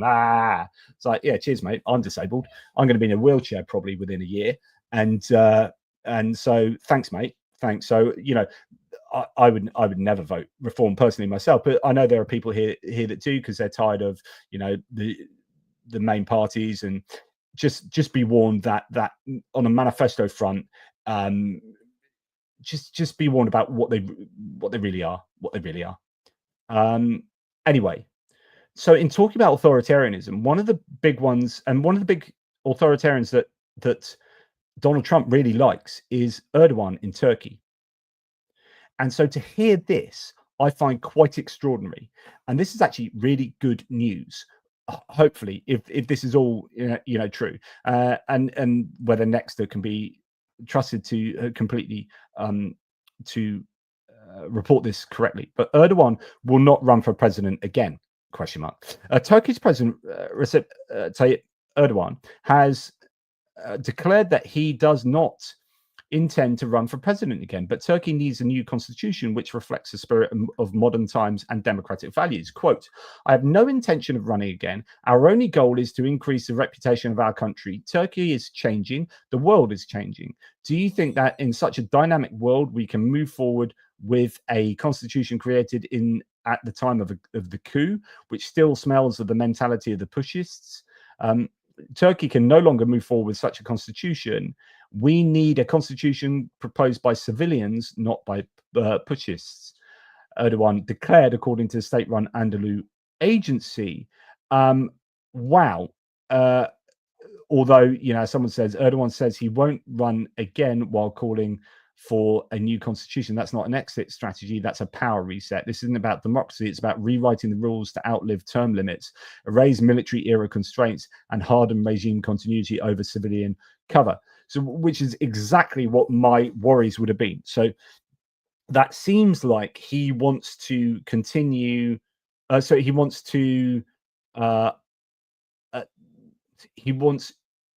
Turkey to embrace a democratic, forward-facing kind of future, but actually it could just be an excuse to rewrite a constitution that allows for one of his chosen ones and to rule, and for authoritarianism to take an even greater hold over Turkey. Because don't forget, he's just put in prison the main opposition leader to him. So on the one hand, and that's probably why there's a question mark up there, on the one hand, it could be really good news, and he's like, yeah, let's let's kind of reset Turkey and embrace a democratic future. On the other hand, it could be like, hey, let's go full on authoritarianism. So who knows? Anyway, that's pretty much my lot that I had for you today. I have not been checking out the live chat, so unfortunately I don't know what you have been saying and whether there's anything I need to share with you. If you have any questions, please let me know. So James from Why in Ukraine, he said you should do a live stream with Joe Lindsley. So JP Lindsley is a conservative journalist working in Ukraine and has been there, I think, for the whole of the war pretty much. I met him in Kiev and we had some wines together and talked philosophy. But he was touted as to be, so he says, a big Fox News person when he was working at Fox News, and then he went his own separate way. This is in the time of Greg Ailes and whatnot. He was telling stories of Greg Ailes and so on and so forth. And he's seen a few things and been a few places. He's an interesting person because he is clearly still kind of very pro-Republican, but is also pro-Ukraine and knows Ukraine. And so he's consistently trying to appeal to the MAGA voter to try and change the MAGA voters' minds. He sees his role as single-mindedly doing that. These are the people who are in power in the United States. These are the electorate. These are the voters that have put those people in power. So if these people have completely distorted views of reality, we need to disabuse them of the mythology and the disinformation that has taken hold. How do we do that? What's the best way forward? And of course, that documentary, Faith Under Siege, that I talked about the other day, I've not watched it, but is about Christian oppression within Ukraine at the hands of the Russian oppressors and invaders. That is precisely to do that. So he's a big advocate of that approach, is you need to couch things in a way that MAGA Republicans are going to be affected, be influenced to change their minds.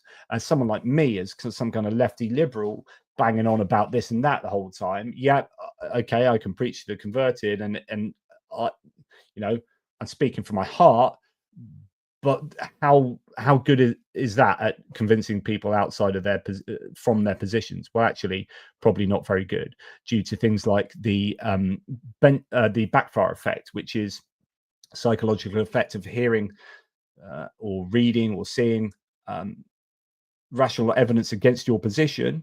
So here's your position, you see this evidence, and it more often, because it does that, more often forces you backwards into entrenching in your original position, rather than taking that on board and assimilating that into your worldview, synthesizing it with what you believe, and maybe changing your mind. That doesn't often change your mind, and it more often causes a backfire effect. Like I've said to you many times before, what you want to be is someone in the in-group. So if I believe this, I need someone who's also a this believer, but maybe slightly different. And they need to come from inside my in-group. And rather than do that, they're going to nudge me away from my view. And then someone else in this new in-group, as I move gradually over to this position, will nudge me even further. And that's a healthier way of changing someone's mind, or is more likely to work as well. So quite often, if someone does change their mind, if they do that and they do a 180 shift, they become a militant version of the thing they change their mind to. They go from being a militant this to a militant that. Whereas you do this, you can slowly be nudged out of your belief system, and it's a much healthier way of arriving at a new worldview. And JP Lindsley, thinks a lot in those terms. I mean, I disagree with quite a lot of his politics, to be perfectly frank. But we had a really engaging conversation, and I should get him on and have a chat, because I know there are still some of you out there who sit on the right of the political spectrum, and I appreciate you for sticking with me, even though I'm not everyone's cup of tea. But it will be interesting to get his views on what the successes and failures have been in terms of advocating for Ukraine in these kind of political contexts. But yes, so he's just been on speaking to Dylan Burns, who I think is at the opposite end of the political spectrum there. So I'd be interested to see that conversation. Okay, a few more thanks to be had. So Johnny Nedregard, thank you again, my good man. Awesome. Wizard of Ooze, something for the weekend, sir. Wink, wink. You aren't here for a haircut, I see. Here's something for the missus. I'll get wine to ease ATP withdrawal. Nice. I see what you did there. Yes. So I will try and get some content out to you still. F Oink, limiting voting and funds flowing to Hungary will cripple Orban at least until the elections in April 2026. And this is what Hungary. Well, this is what the EU have been trying to do previously, which is withhold funding, and they still have a whole bunch of withheld funding, I think, that's due to go to Hungary, to the administration there, but Orban's always trying to negotiate over that. The problem with the EU is that when the EU was created, and it's been through all these kind of iterations and then expanding. I know some people don't like this kind of federalist view, this political union, and think it should just be an economic union. I find it quite difficult to think in terms of just one area. Like I've said to you before, if you're going to be talking about economics and industrial strategy and this and that, then you need to be thinking about military strategy, because actually that requires you to have an industrial strategy that supports a military strategy. You can't do just economics without military. But if you're thinking in terms of military and economics, then that's politics, and then and you can't just do economics, I don't think, without politics as well. And so I think it's understandable that the EU ended up becoming a political union as much as an economic union, because it's just all these things I think are intractable, and you can't disentangle them. Now some people are dead against that. I'm just like, meh, I'm all right with that. Global issues solve global problems, and that's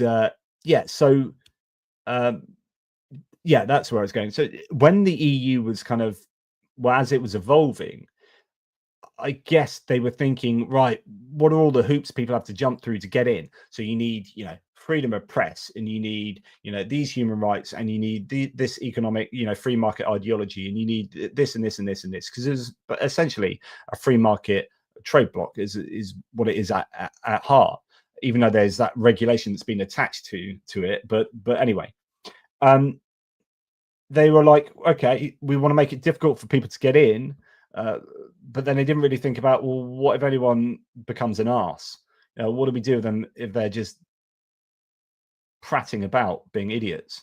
Like, for example, the Hungarian government. Well, oh dear. So there's kind of Article 7, but there isn't really much in terms of what the EU can do to get people in line when they're being really, really problematic, other than economic blackmail, which is essentially what it is, which is, we're going to keep funding back, and if you continue to be naughty, you won't get that funding.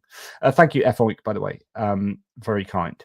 X-Penguin 95, and I always love seeing you on Twitter. I see you on Twitter quite a bit these days, and I love just seeing, and this is a bit, self-aggrandizing or whatever, but I love seeing that NAFO badge there, the 42nd Epistemology Battalion, ATP Geopolitics, power to the peeps.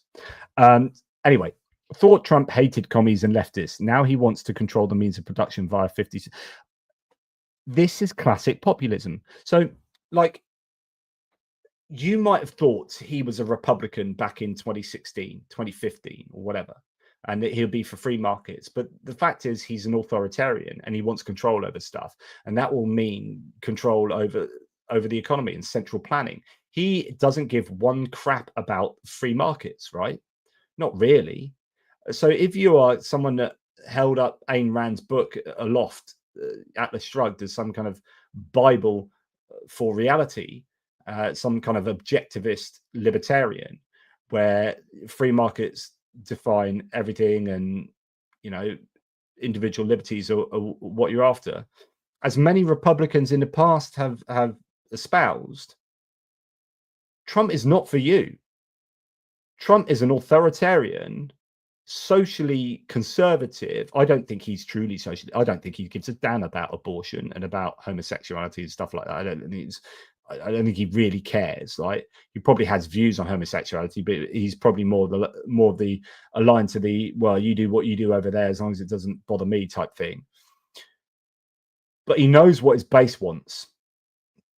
And the people around him are really socially conservative and have issues with kind of everyone and everything. And what you're seeing is a very populist, socially right-wing, but economically very far left-wing at some points, as in almost like a command economy approach to economics at the moment. It's just a weird mix of everything, and most of it's bad. So yeah, like he wants to control what the UK has as our energy policy, according to his True Social post today. He wants to tariff the crap out of, which is regulation, which is high taxes on his own consumers to try and to try and control the means of production for any entity that wants to sell anything in the United States. So yeah, thanks, Ex Penguin. Johnny Christensen, thank you for your Danish love. Thank you, Johnny and Johnny. You are very kind. Suzanne Melendi. Oh no, I missed one. Sorry. Is this another? Oh no. Truly 3D chess being played by a pigeon. Yeah. Classic, which is the old meme, isn't it? It's like playing chess with a pigeon. They'll just knock over the pieces and shit on the board. That's yeah, what it's like. Suzanne Melendi, you're a perfect cup of tea, hot and strong. I hope you're talking about your tea there that you've got. Like, you're just speaking to me about. I'm neither hot nor strong, but thank you. I mean, my body these days is a mere shadow of what it used to be. I'm weak. I was having an MS because my body is riddled with multiple sclerosis. Riddle is the wrong word, but I have multiple sclerosis, and so signals don't go to my body, and also my muscles just is weak. I can't grip. I drop a lot of things because my grip, either I can't feel my fingers, so I drop things because there's no feedback loop. But also, like, they're just weak. And anyway, I was wrestling in our little 12-foot best way pool, like stand-up pool thing that we put up every summer in the back garden on a patio, and I was wrestling with one of my 14-year-old kids, Oscar, who is thin as a rake, doesn't eat anything, sinewy, and I'm like, oh man, I'm struggling to beat him in wrestling. I mean, I did, but only because I could use my fat belly to just overwhelm him. So yeah, anyway, this is just a long distraction of me saying that, it's interesting when you get to a point where you think my body's never going to get better than this. It's just downhill from here. And every day I'm going to get weaker and weaker pretty much. And when your 14-year-old skeletal son is challenging you, you're thinking, yeah, I'll just hand over the crown now. You can have my crown. There it is. Okay, that's enough of me wittering on. Okay. Your words always max strength. Yeah, that's it. Well, as long as I can keep speaking and my brain is at least vaguely functional, then yeah, that's what yeah, there's my strength, something like that. Look, thank you very much, everybody. I will let you get on with the rest of your day. I do appreciate y'all. And Trump is jacking up tariffs on the EU, so the US makes more money in weapons to Ukraine. Well, I mean, the whole thing about tariffs, of course, the problem, this is one of my long goodbyes where I'm just going to react to something someone said. The whole thing about tariffs is that there's such a confusion as to what their intentions are. So they're here, and Trump talked about this yesterday. He was saying, we have raised $35 billion, and I forget what the time frame was, but it was like, okay, so if it's to raise money, then fair enough. So that is just the tax. What you're shouting about is, I've just taxed my population $35 billion. Meanwhile, and by the way, those tariffs will affect the working class more than anyone else, because the rich people can afford to sink those costs. Poorer people can't. Those cheap Chinese toys, poor people are going to be buying them, not rich people. So, although you could argue when it comes to EU, certain, that was more to do with China, but the EU is going to be BMWs, maybe, and Mercedes. But generally speaking, tariffs are going to hurt poorer people because they can afford them less easily. So you are taxing your consumer, and you are moving. In fact, what I'm going to do now, I will just, this is pertinent to what I'm saying. I had this laid up for you guys. Let's bring that over here. Let's react to this on the fly. So one of my longer buys. Thank you for this jar reel. I'm now going to show you something else. So I'm going to get rid of that and present this, which is a window, and it's that one. Okay, so what was I going to show you? Nothing in there. It is over here. Yeah, here we go. So when it comes to this isn't so much tariffs, that's budget reconciliation bill, which is moving money from the rich to the poor. Actually, that's probably isn't wise of me to get into the long weeds of the budget reconciliation bill. But that's a transfer, as someone says there. The big beautiful bill, as Donald Trump calls it, is designed to be the largest upward transfer of wealth in American history. So it's moving wealth by cutting taxes for the rich, but impacting taxes on the poor, and essentially moving money from the poor to the rich. The poor are actually going to lose some money in that when you look at analyses of, in fact, now I am talking about it, I'm going to show you, aren't I? It is a highly regressive bill. If you're in the top 20%, you're going to get a 3.7% increase in after tax income from tax cuts. If you're in the bottom, you lose $800. So it's a regressive tax. It benefits the rich, and tariffs likewise benefit the don't benefit they don't damage the rich as much as they damage the poor. So but anyway, he's talking about how much income this is getting in, which is, as I say, a tax. And then on the other hand, talking about how it should be about onshoring jobs. So Apple need to onshore those jobs, otherwise they're going to get a 25% tax on Apple products. But of course, what you can't get is both onshoring and money from tariffs, because if you onshore those jobs, then you don't get tariffs from those things being made out of there and being imported into the country and sold in the UK, in the US, because you're making them in the US. So tariffs are only an income generator for the time it takes for those entities to start manufacturing the stuff in the United States. Otherwise, they are onshoring. But then the reason why you make those things abroad is because it's far, far, far, far, far cheaper to make them abroad.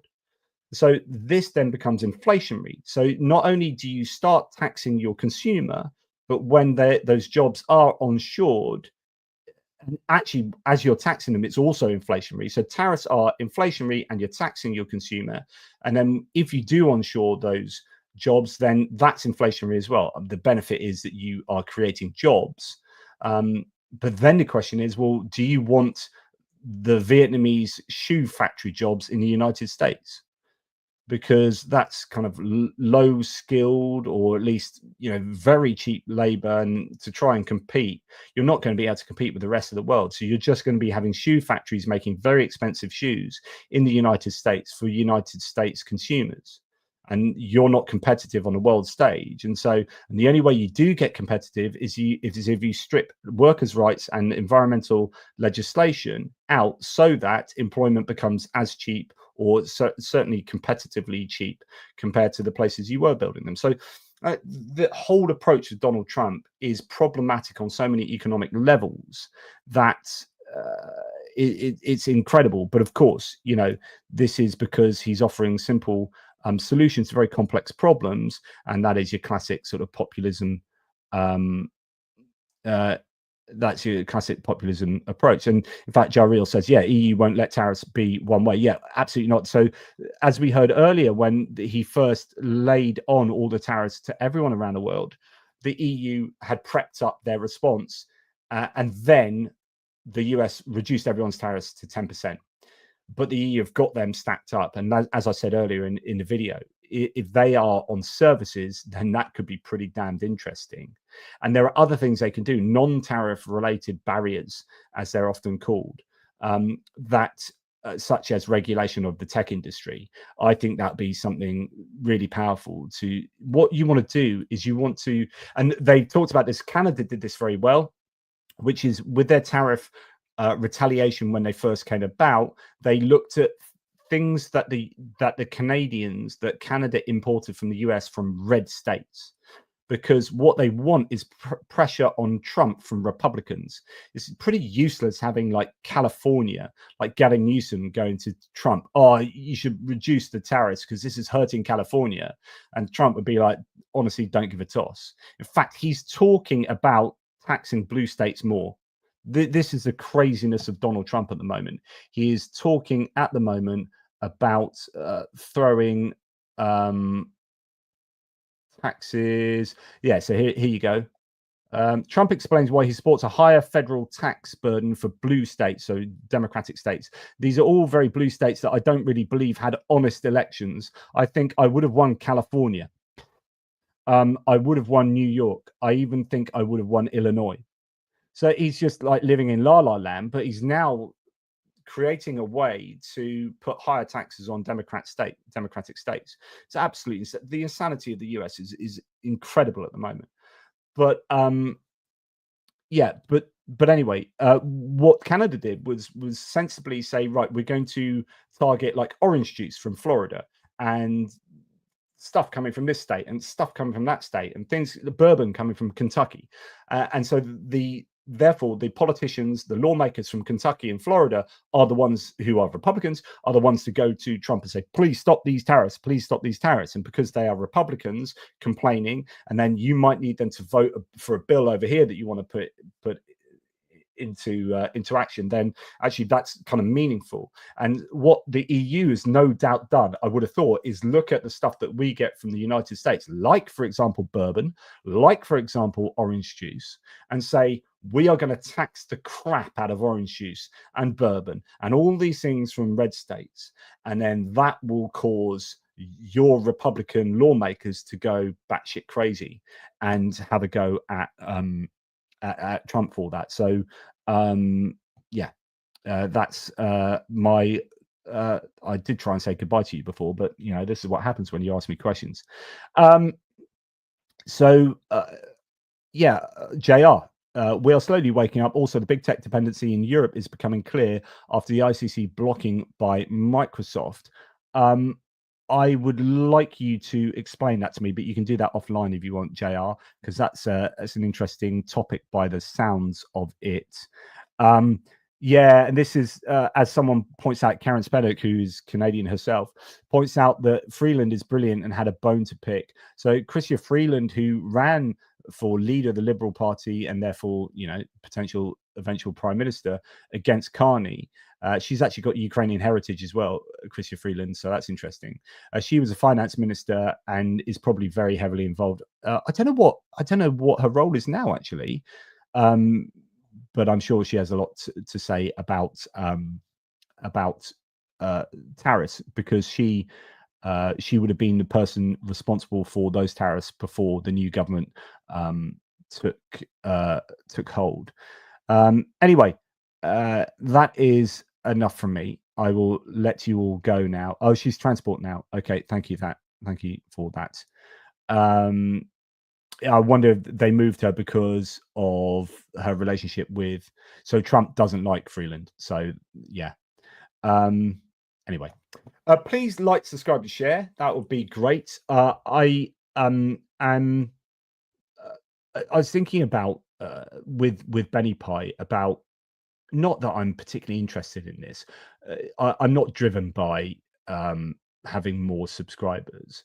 You know, as long as I can pay my mortgage with the job I do, you know, I'm all right. So, but I do look at other channels like Professor Gerdes and Greg Terry, and I was a bigger channel than them, and now they've like absolutely eclipsed me.